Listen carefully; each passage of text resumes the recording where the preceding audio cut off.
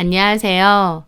저는 여느 막장 드라마 못지않은 막장 사건으로 6년의 결혼 생활을 끝낸 30대 초반의 여자입니다. 저는 현재 친정오빠와 함께 사업 운영을 하고 있는데요. 제가 사업에 동참한 지는 2년 정도 되었습니다.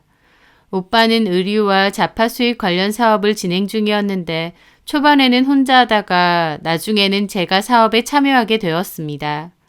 원래는 직장 생활을 했던 오빠가 투잡식으로 사업을 시작했었고 나중에는 직장까지 그만두고 본격적으로 사업에만 매진하게 되었습니다.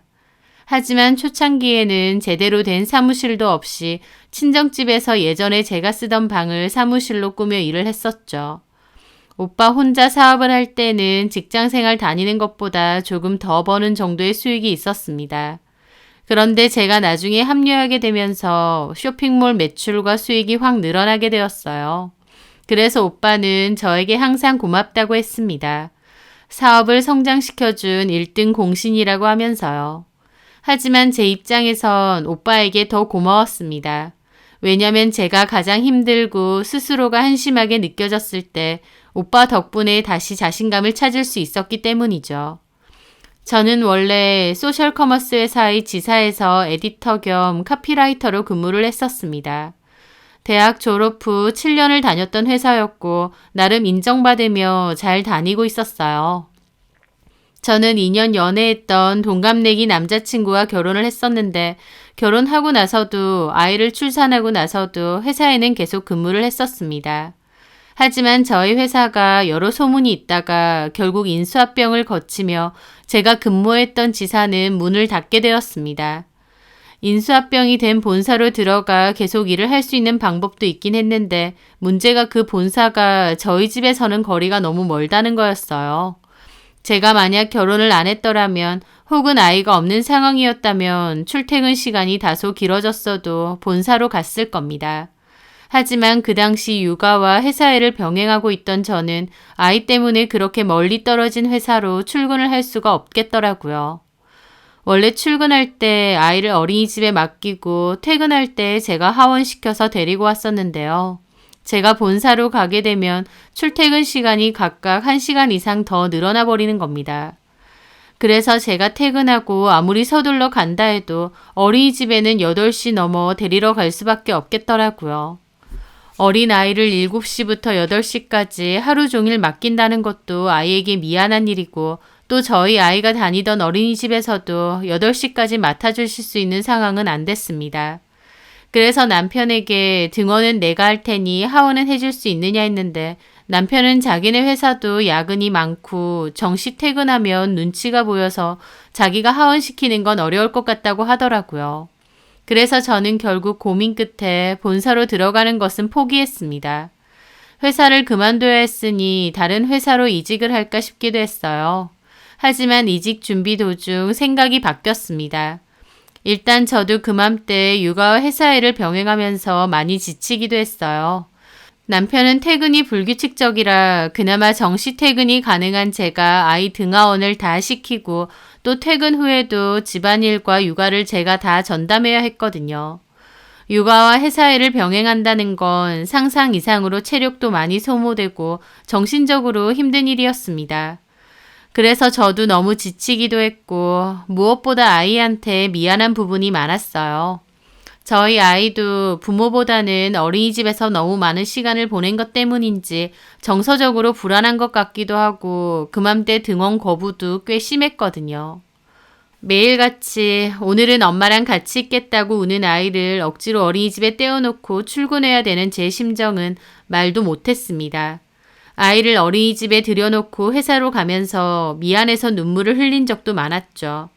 그래서 남편과 상의를 하게 되었습니다. 일단 이직 준비보다는 아이가 좀 클 때까지 내가 아이를 전담해서 보는 게 어떻겠느냐고요. 남편도 좋다고 하더라고요. 그렇게 저는 전업주부를 하기로 했고 육아를 전담하기로 했습니다. 처음엔 모두에게 좋았어요. 회사에 다니느라 아이와 시간을 많이 못 보내서 항상 미안한 마음이 있었는데 아이 옆에서 충분히 시간을 보내줄 수 있었으니까요. 게다가 남편도 제가 집에 있으면서 집안일과 육아를 전담해주니 편하다고도 했습니다.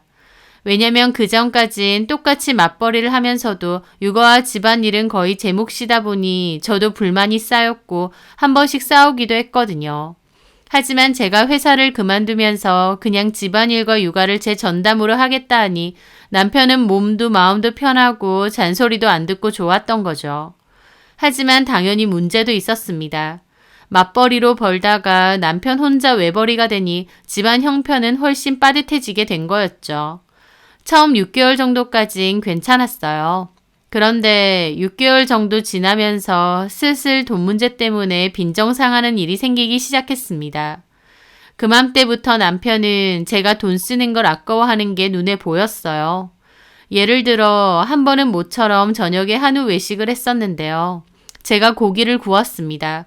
구우면서 앞접시에 덜어주고 이제 먹자고 하면서 아이 먹이려고 하는데 가만 보니 남편은 떨떠름한 표정으로 젓가락도 안 들고 있더라고요.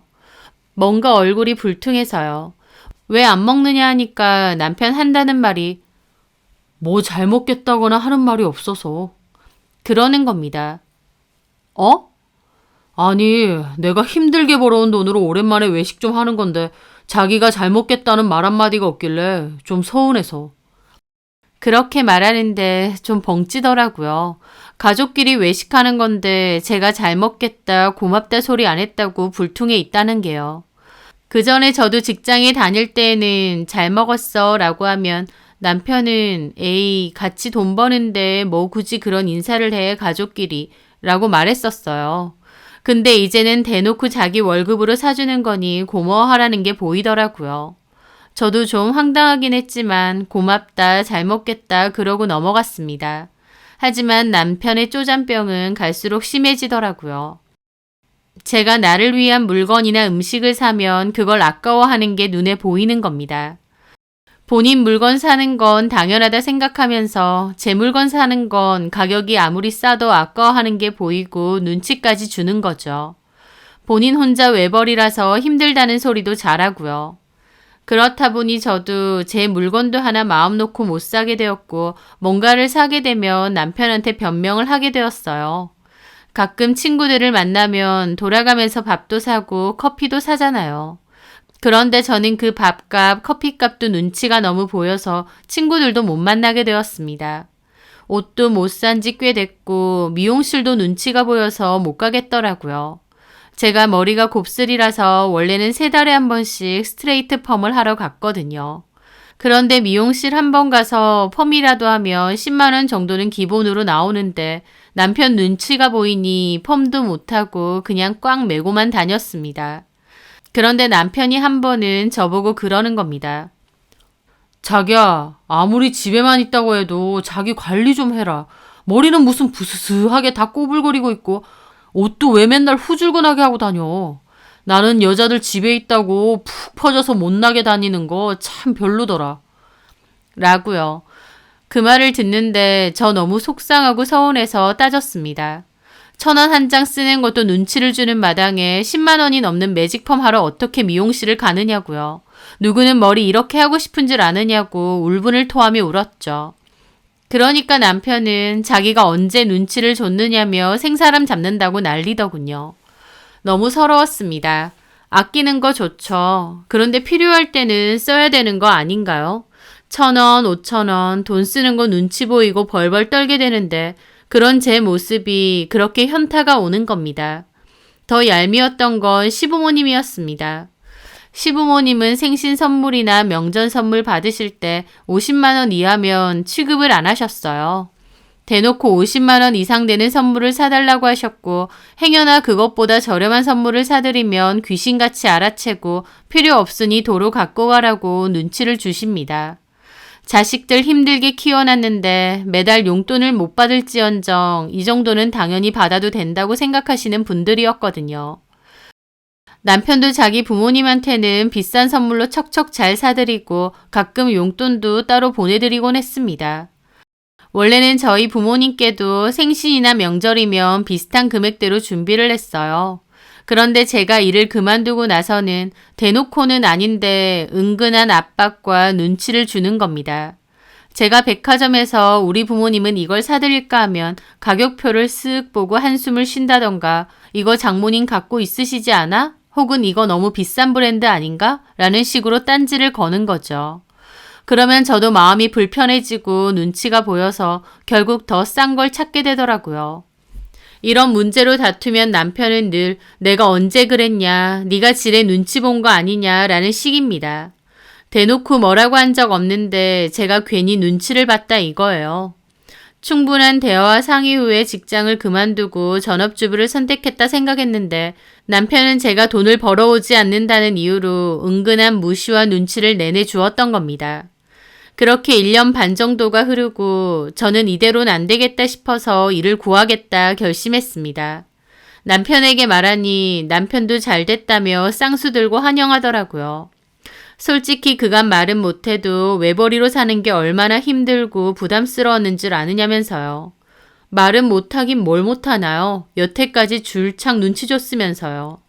저는 더럽고 치사해서 내가 보란듯이 직장 구하고 내 돈 벌겠다 생각하며 취업 자리를 찾기 시작했습니다. 그런데요, 경력 단절이라고 해봤자 1년 반 정도가 전부인데 제 취업은 정말 쉽지 않더라고요. 아마 제 일의 특성상 더 힘들었던 것 같습니다. 제가 했던 일이 카피라이터와 에디터 쪽 일인데 이쪽 분야의 취업 자리가 많지 않았고 겨우 면접까지 본다고 쳐도 제가 아이를 키우고 있고 야근이 힘들다는 이유 때문에 번번이 떨어질 수밖에 없었습니다. 반년 정도 수많은 회사에 이력서를 냈고 다른 분야로도 많이 지원을 해봤지만 결국 제 취업에는 실패하게 되었어요. 다시 일을 구한다고 말은 했는데 반년 넘게 일을 못 구하고 있으니 남편도 저를 싸늘하게 보는 게 느껴졌습니다. 여전히 제 앞에서 외벌이라 힘들다는 소리도 잘했고 자기 주변에는 와이프들이 더 능력 있다며 부럽다는 소리도 잘했죠. 그런 말이 듣기 싫어 싸우기도 많이 싸웠고 남편과의 사이도 별로 좋지 않았습니다. 그러던 와중 저희 오빠가 저에게 일을 같이 해보자고 한 거였어요. 오빠가 판매하는 제품들이 제품력은 좋은데 판매까지는 잘 안 되는 것 같다고 썸네일이나 상세 페이지, 홍보 등에 문제가 있는 것 같다고 했거든요. 오빠가 파는 상품은 온라인 상품이고 눈에 확 띄는 것이 중요하다 보니 썸네일이나 상세 페이지가 굉장히 중요했습니다. 저는 오빠의 쇼핑몰을 제 나름대로 분석하고 썸네일과 상세 페이지 내용을 대거 바꿨습니다. 제 일이 광고 카피라이팅 쪽이다 보니 좀 더 눈에 확 들어오고 시선을 당길 만한 와우 포인트를 살린 문구로 주목을 끌도록 했죠. 그리고 상세 페이지 내용에서도 좀 더 간결하고 상품 내용이 눈에 잘 띄게끔 전면적으로 교체를 했습니다. 효과적인 썸네일 덕분인지 오빠가 파는 제품도 크게 판매율이 올랐어요. 오빠는 너무 고맙다고 하면서 아예 저보고 취업 준비할 거면 오빠랑 같이 일하자고 하더라고요. 홍보도 다방면으로 할 거라서 오빠 혼자 해야 될 일도 너무 많고 바빴다며 월급을 많이는 못 줘도 같이 하면 어떻겠느냐 한 거죠. 취업 자리가 너무 급했던 저는 흔쾌히 같이 하자고 했습니다. 제 말에 남편은 형님도 본인 코가 석자 아니야? 장사 그렇게 잘 되는 것도 아니라며. 근데 당신 월급이나 줄 수 있나? 그러니까 오빠랑 나랑 더 열심히 해봐야지. 동업이다 생각하고. 글쎄, 시간 낭비하는 건 아닐까? 차라리 다른데 취업 준비를 하는 게 나을 것 같은데. 5달만 같이 해보고 별로면 다시 취업 준비 해볼게. 어차피 지금 취업 준비가 잘 안 되기도 하고. 어쨌든 오빠가 월급 준다 했으니까. 그래 뭐 알바라 생각하고 5달만 해보든가.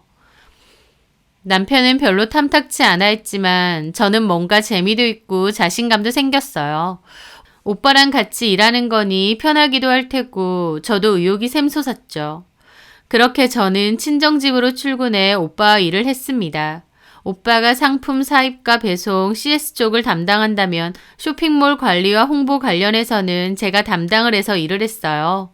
홍보로 빛을 봐서 판매가 잘 되는 제품이 생기면 너무 재밌고 신나더라고요.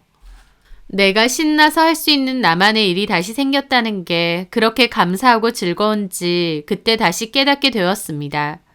그렇게 5달이 흘렀어요. 남편은 더 이상 저에게 그만두라고 하지 않았습니다. 아니, 오히려 우리 와이프 최고다 소리를 연발하기 시작했죠. 오빠와 제가 하던 쇼핑몰 매출이 굉장히 오르게 되었거든요. 몇 개의 상품이 큰 히트를 치면서 매출도 급성장했던 게 큰 계기였습니다. 발송해야 되는 상품이 엄청나게 늘어남에 따라 오빠는 집 근처에 작은 사무실 하나를 임대했고 오빠와 저는 이제 그쪽으로 출근을 했어요. 일이 바빠서 포장 및 배송 관련 아르바이트생도 뽑아야 했죠. 오빠는 저를 직원이 아닌 동업자 개념으로 생각해서 월급도 정해진 월급이 아니라 순수익에서 몇 프로를 저에게 주겠다라고 했는데요. 저는 그때 매달 순수익으로 800만 원 정도를 가져가고 있었습니다. 그러니 저희 매출이 얼마나 좋았겠나요. 남편도 제가 800만 원을 월 수익으로 갖고 오기 시작하니 저에 대한 대접이 달라졌습니다. 그 전에 눈치를 줄 때는 언제고 이제는 우리 자기가 최고다. 나는 너무 복받은 남편이다. 우리 마누라 진짜 능력 있다 등등 온갖 입에 발린 소리는 다 하더라고요. 남편만 그러나요? 시부모님은 더했습니다. 남편 혼자 외벌이 할 땐 쓸데없는데 돈 쓰지 말고 아끼라고 툭 하면 잔소리하고 우리 태성이 혼자 일하려니 등골이 휘겠다 불쌍하다는 소리도 은근히 자주 하셨죠. 그런데 제가 달에 800씩 벌어오니까 저더러 야무지다, 똑 부러진다, 만능 며느리다 등등 저를 칭찬하시더라고요. 제 입장에선 그게 얼마나 속보이는 행동이었겠습니까? 남편이나 시부모님 전부 다요. 하지만요, 한편으론 그렇게 달라진 반응이 싫지는 않았어요. 어쨌든 돈 때문에 계속 우울하고 남편하고도 잘 싸웠었는데 제가 돈을 잘 벌어오면서부터 싸울 일도 없고 남편도 저만 보면 좋아 죽고 시부모님도 우리 며느리 최고다 그러시니 그게 참 속보인다 싶으면서도 또 한편으론 돈 때문에 안 싸워서 다행이다. 앞으로도 이렇게 사이좋게 잘만 지냈으면 좋겠다라는 생각이 드는 겁니다. 남편에게 혹은 시부모님께 섭섭한 마음은 있었을지언정 당장 괜찮으니 다 괜찮다 생각한 거죠. 솔직히 결혼하면 누구나 그 정도 마음은 안고 살잖아요. 조금 마음에 안 든다고 섭섭했다고 무자르듯 잘라내고 이혼할 수 있는 것도 아니고요. 내가 돈을 잘 벌고 나니 태도가 바뀐 게 씁쓸하긴 하지만 그래도 이렇게라도 모두 행복해하니 다행이라고 생각했습니다. 그래서 저도 잘 버는 만큼 가족들에게도 잘 썼어요. 오빠와 제가 하던 쇼핑몰 사업은 점차 잘 됐고 나름 사업 수완이 있던 오빠는 좀 더 다양한 상품으로 판매를 넓혀갔습니다. 그러면서 저는 매달 제 수익으로 1,000만 원 정도를 가져가게 되었죠. 1,000원 한 장에 벌벌 떨 때를 생각하면 엄청난 변화였습니다. 그리고 저도 그에 맞춰 주변 사람들에게 베풀기 시작했어요. 그맘때 남편이 차가 너무 오래돼서 흔들림이 심하다고 징징거려서 차를 바꿔줬습니다. 그리고 어머님께는 생신 선물로 200만 원 가까이 하는 비싼 브랜드 코트를 선물해드리기도 했어요. 다가오는 아버님 생신 때는 300만 원 상당의 안마의자 사달라고 하셔서 그것도 제가 사드리기로 약속했죠. 잘 버는 만큼 가족들에게도 많이 베풀고 싶었거든요. 그런데 앞에서는 우리 와이프 최고다를 외치던 남편놈이 뒤에서는 저를 완벽하게 배신하고 있었습니다. 왜냐면 저는 아주 의연하게 남편의 외도 사실을 눈치챘거든요. 보통은 남편이 바람을 핀다는 심증은 있어도 그 물증이나 증거를 찾기가 쉽지 않아서 힘들다고 하잖아요. 그런데 저는 남편이 바람을 피는 줄도 몰랐는데 외도 증거부터 찾았던 겁니다. 증거가 떡하니 제 손에 들어왔으니 이걸 운이 좋았다고 해야 할지 아니면 결국 그걸로 제 마음이 괴롭고 가정이 파탄난 건 맞으니 운이 나쁘다고 해야 할지 모르겠네요. 저는 남편이 해놓은 카톡 PC 연동 때문에 간단하고도 또 황당하게 남편의 외도를 알아차린 거였습니다. 그날은 아버님이 저에게 전화를 한 날이었습니다. 다음 달 초가 아버님 생신이었는데 원래 아버님이 사달라고 하신 안마의자 브랜드가 있었거든요. 그런데 아버님이 그 브랜드 말고 다른 브랜드가 더 좋다더라. 30만 원 더 비싸긴 한데 그래도 그걸로 해달라 하셨습니다. 아버님은 그게 무슨 기능도 좋고 어떤 것도 좋고 주변에 쓰는 친구가 있는데 그렇게 좋다더라 하시면서 한참 얘기를 하셨어요. 저는 알겠다고 제가 한번 찾아보겠다 말씀드렸죠. 그리고 아버님이 말한 안마의자를 찾아보려고 작은 방에 있는 남편의 노트북을 열었어요. 그런데 남편이 전원을 제대로 안 껐는지 바로 사용 중이던 바탕화면이 뜨면서 남편 아이디로 로그인되어 있는 카톡 대화창도 뜨더라고요. 저는 별 생각 없이 안마기를 검색하기 위해 카톡 대화창 끄려던 참이었습니다. 그런데 제가 멈춘 건 한 여자와의 대화창 때문이었어요. 마지막 메시지가 자기도 잘 자라고 되어 있었거든요. 자기라니? 이게 뭐지? 생각하며 그 메시지를 눌렀고 남편이 바로 전날까지 내연녀로 보이는 그 여자와 나눈 카톡 대화를 다 확인할 수 있었습니다. 남편이 바람을 핀다는 것조차 짐작 못했던 저는 충격을 받았죠. 남편과 그 여자는 서로 여보, 자기라고 부르더라고요. 내연 관계가 확실했습니다. 게다가 상대 여자가 임신인 건지 생리를 안 한다 어쩐다는 소리까지 해놓은 겁니다. 그걸 보는데 너무 기가 막혀 입이 떡 벌어지더라고요. 바람도 바람인데 임신이라니 이것들이 정말 미친 건가 싶었죠. 남편은 테스트기를 해보라고 했고 그 여자는 테스트기를 저희 남편더러 사달라고 그리고 만약 임신이면 어쩔 거냐 이래놨더군요. 남편은 일단 만나서 얘기하자면서 그리고 만약 진짜 임신이면 양육비 줄 테니 키워달라. 우리의 아이를 지울 수 없다느니 개소리까지 정성껏 해놨더라고요. 그걸 보는데 피가 거꾸로 솟고 온몸이 사시나무처럼 떨리는 겁니다. 저는 튀어나올 것처럼 뛰는 심장을 부여잡으며 두 사람이 나눈 대화를 꾸역꾸역 읽어봤습니다. 두 인간들은 1년이 훨씬 넘은 사이 같았습니다. 작년 봄에 자기랑 갔던 그 바닷가에 또 가고 싶다. 거기서 먹은 회가 또 먹고 싶다. 이런 소리가 있었고 남편도 조만간 한번 가자며 신나게 대답했거든요. 대화에 한자 피가 거꾸로 솟았습니다. 저는 그맘때 남편 눈치가 너무 보여 1,000원 한 장 쓰는 것도 벌벌 떨었던 때인데 옷도 제대로 못 사고 머리 한 번을 제대로 못하고 친한 친구에게 2,000원짜리 커피 한 잔 사는 것도 고민해야 했는데 남편은 이 시기에 그 여자랑 참 많이도 놀러 다니고 돈도 잘만 쓴 것 같았습니다. 선물도 많이 사준 것 같고요. 저한테는 그 눈치를 줘놓고 남편이란 놈은 애먼 여자에게 사달라는 거 다 사주고 퍼주고 있었던 겁니다. 그리고 저한테는 회사 분위기상 어쩔 수 없다고 야근도 많이 해야 된다며 힘들다고 했는데 그건 더 개소리였어요. 이 여자랑 퇴근 후 놀러 다니기도 참 많이 다녔더라고요. 나이 30 먹고 불륜하는 것들이 놀러 다닌다면 어딜 갔겠나요? 밥 먹고 술 먹고 호텔 갔겠죠. 그 모든 것이 다 너무 화가 났지만 가장 저를 분노케 한 건 상대 여자의 임신 소식이었습니다. 저희 아이가 뻔히 있는데 내연녀에게 당당하게 외방자식 낳아라. 자기가 양육비까지 주겠다 이러고 있는 겁니다. 그렇게 그 여자가 좋으면 저한테 이혼해달라 하고 그 여자랑 애 키우고 살지 왜 저를 끝까지 속이겠나요? 제가 요즘 돈을 잘 벌어오니 그게 아쉬워서겠죠. 저는 정말 무너지는 심정으로 그들의 대화를 읽었습니다. 너무 분통 터지고 손발이 떨리고 입으로는 욕이 계속 터져나오더라고요. 배신감과 분노, 이런 줄도 모르고 혼자 바보같이 희생하며 살아온 제 스스로가 너무 한심하게 느껴질 정도였죠. 저는 당장이라도 노트북 부시고 남편한테 전화해서 지금 당장 오라고 욕하고 소리라도 지르고 싶었죠. 하지만 상대 여자의 사진을 보는 순간 저는 멈칫할 수밖에 없었습니다. 왜냐면요. 너무나도 기막히게 그 상대 여자는 제가 아는 여자였거든요. 도대체 어떤 여잔가 싶어서 프로필을 눌러봤는데 그 여자 이름과 얼굴이 제가 아는 사람인 겁니다. 정확히는 개명을 하기는 했는데 개명 전 이름과 개명 후 이름조차 제가 알고 있는 사람이었던 거죠. 바로 저의 고등학교 동창이었습니다. 저는 너무 놀라 입이 뜨악했습니다.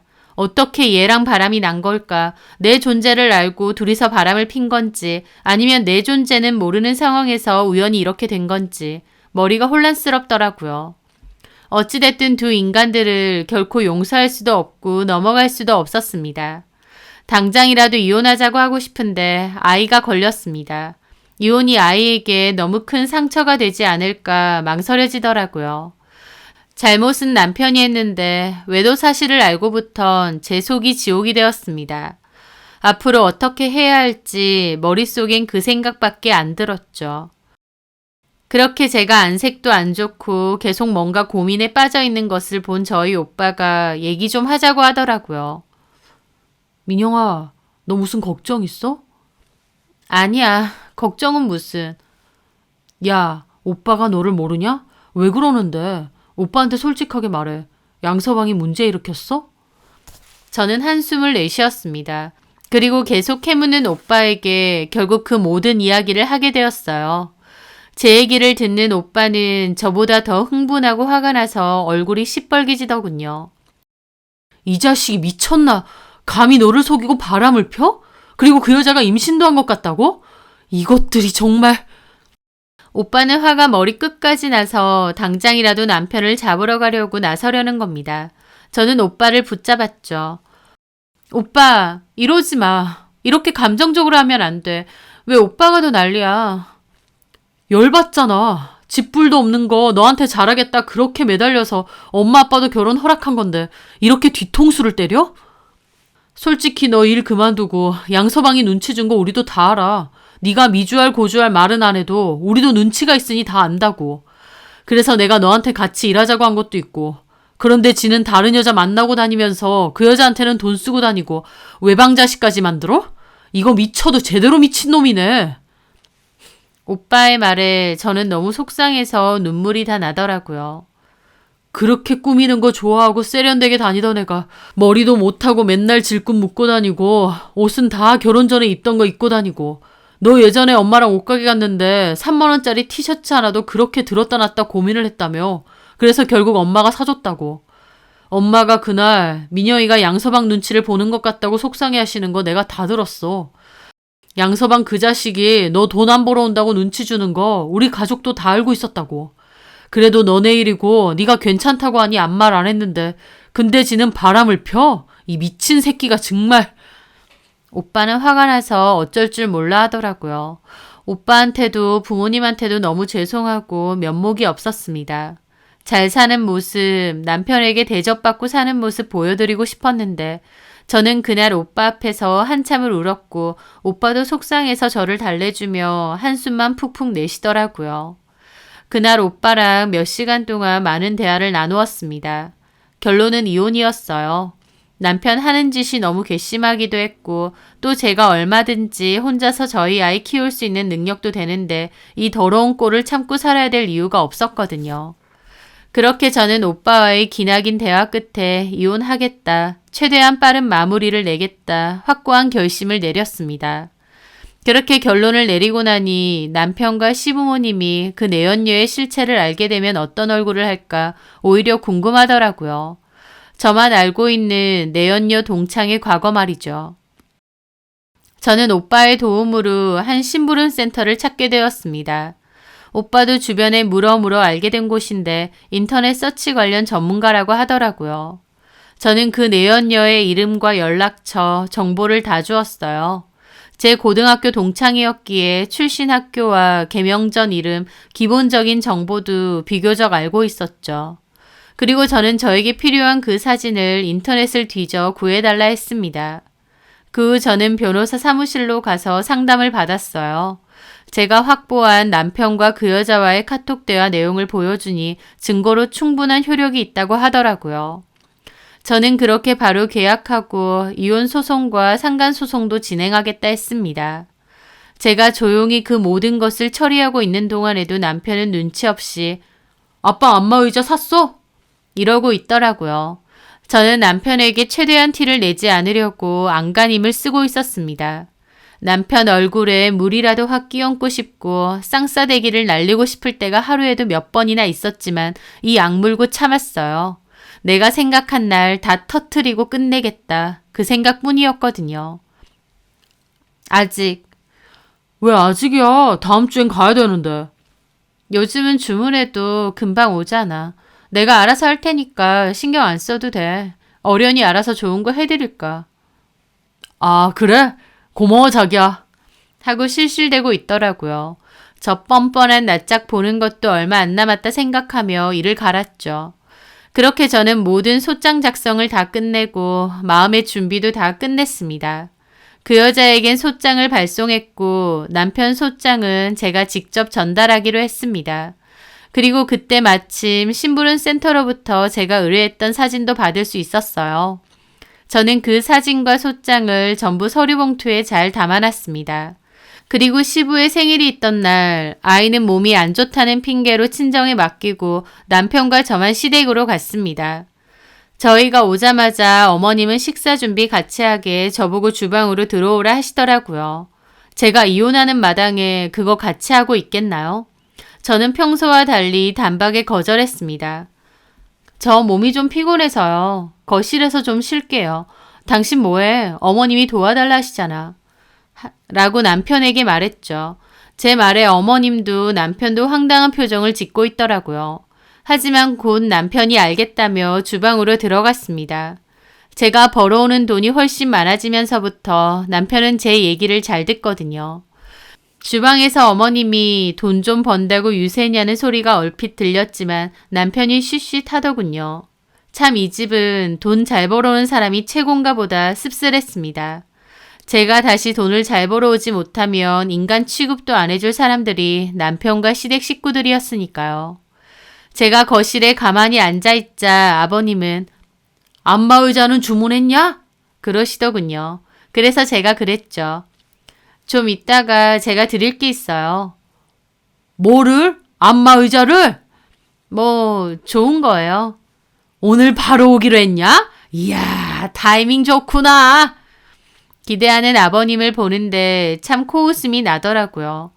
아버님도 어머님 못지않게 돈돈거리는 게 심해서 너네는 나한테 효도하라는 소리를 귀에 딱지가 않게 하시는 분입니다. 남편에게 그렇게 말하시는 건 이해하겠는데 저한테는 뭘 해주셨다고 그렇게 효도를 바라시는지 정작 당신 아들이 저에게 뭔 짓을 했는데요. 저는 복잡한 생각을 하며 가라앉는 기분으로 앉아 있었습니다. 그렇게 잠시 후에 어머님과 남편이 상을 차려서 거실로 나왔습니다. 저는 거기 앉아서 밥 먹고 있을 기분도 아니고 이제 본론을 말해야겠다 싶었어요. 시댁 식구들이 다 둘러앉아 있을 때 그것을 꺼낼 생각이었으니까요. 자, 얼른 식사하자.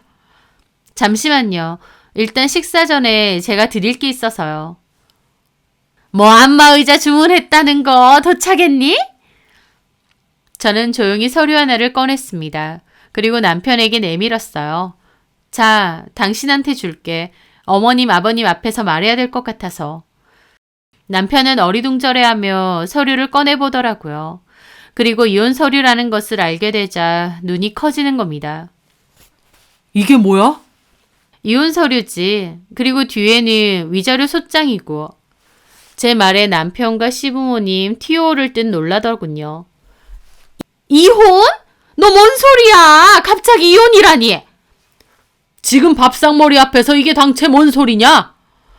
저는 흥분해서 날뛰는 그 사람들 앞에서 차분하게 말했습니다. 어머님, 아버님, 이 사람 바람 폈습니다. 내연녀 이름은 조민지고 임신도 한 모양이에요. 제 말에 어머님은 놀라 입을 틀어막으시더라고요. 그게 무슨 소리냐? 바람? 임신?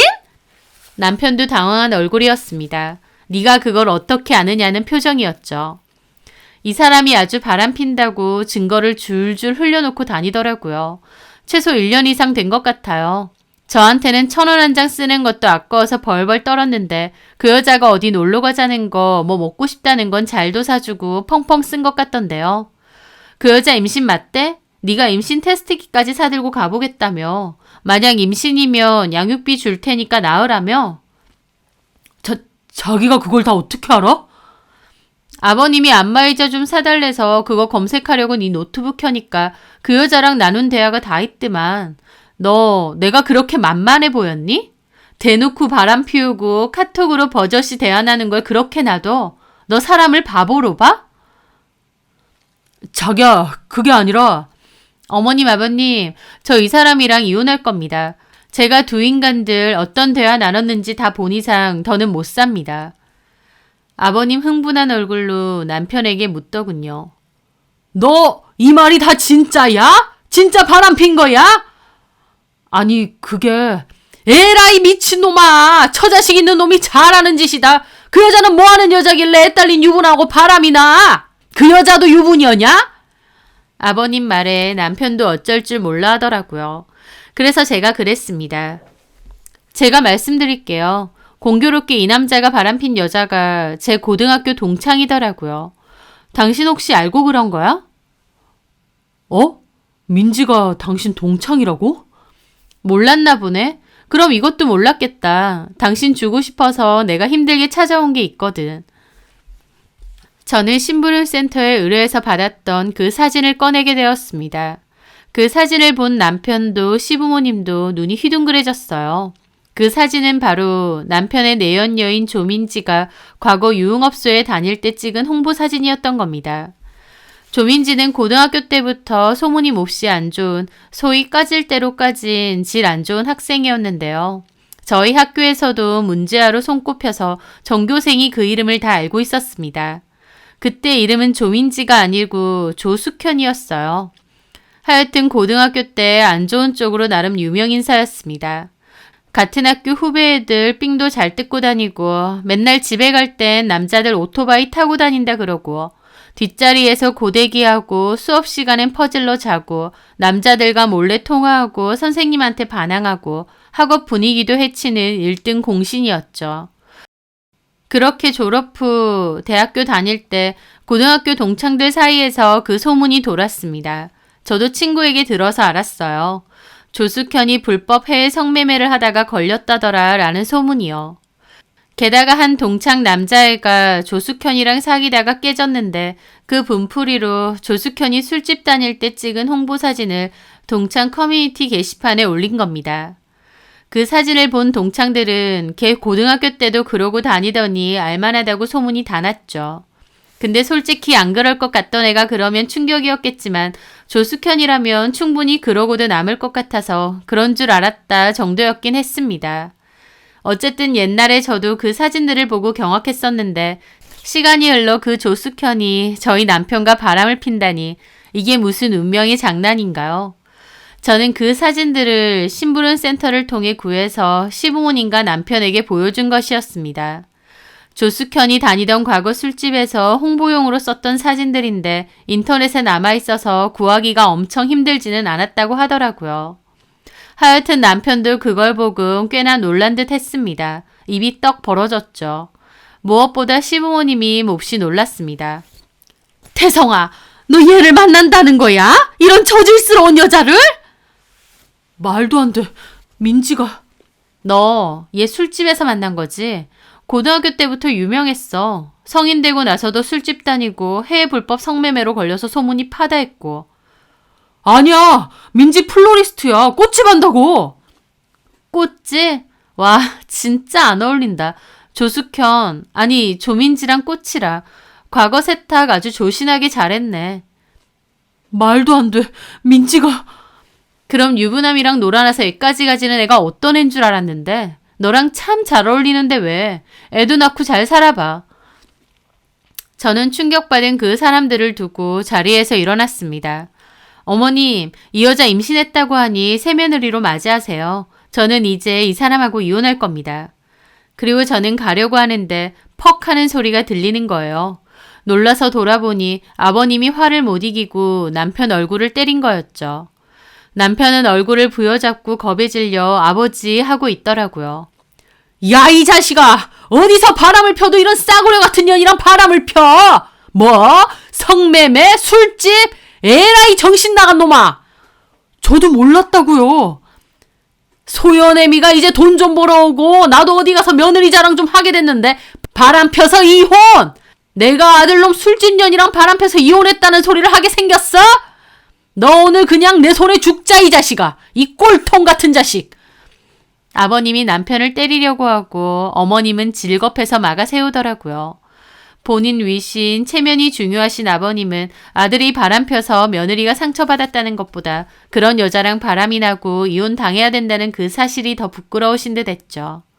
참 어지간한 집안이다. 저는 마지막까지 있는 정 다 털어내고 그 집을 나오게 되었습니다. 그리고 저는 친정으로 와서 이혼 소송을 진행했어요. 남편은 초반에는 잘못했다고 손이 발이 되게 빌었지만 제가 눈 하나 깜빡을 안 하니 본인도 변호사 사서 준비를 하더군요. 근데 준비하면 뭐하나요? 불륜 사실 확실한데요. 1년 정도 걸리긴 했지만 결국 제 승소로 끝이 나서 남편과 조민지로부터 상간 위자료 소송까지 받아냈습니다.